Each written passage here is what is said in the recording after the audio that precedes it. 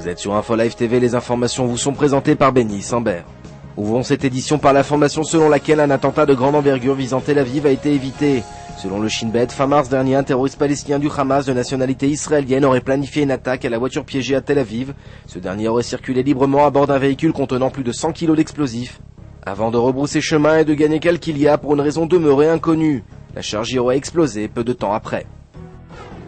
L'Iran a annoncé lundi qu'il était entré dans la phase industrielle de production de combustible nucléaire, défiant ainsi le Conseil de sécurité des Nations Unies, qui a imposé 2 séries de sanctions à Téhéran il y a quelques semaines en raison de son refus de suspendre l'enrichissement d'uranium.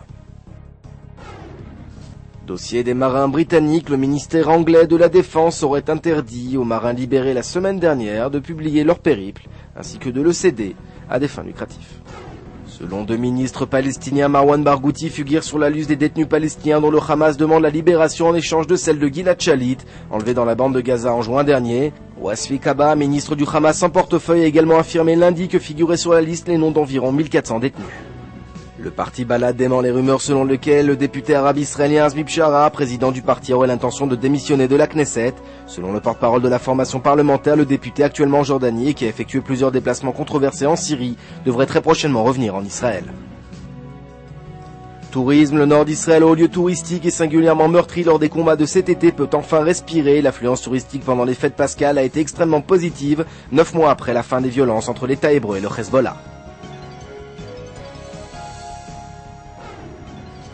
Pour finir, une bonne nouvelle, l'espérance de vie est en hausse en Israël. On vit en moyenne 80 ans, tout comme en Italie, au Luxembourg ou encore en Suède. Le taux de natalité est également en hausse, propulsant l'État hébreu en tête des démocraties occidentales. La suite en information sur Info Live TV. Aujourd'hui, le monde entier parle d'Israël. Mais qui parle d'Israël au monde entier, en temps réel, en 4 langues et en direct de Jérusalem? Infolive.tv, la première chaîne de télévision internationale israélienne. 24 heures sur 24, 7 jours sur 7, suivez de l'intérieur l'actualité d'Israël et du Moyen-Orient. Des reportages, des interviews, un grand journal et des flash infos en images dès que l'actualité l'exige. Infolive.tv, votre regard direct et vrai sur l'actualité d'Israël. Retrouvez InfoLive sur internet www.infolive.tv.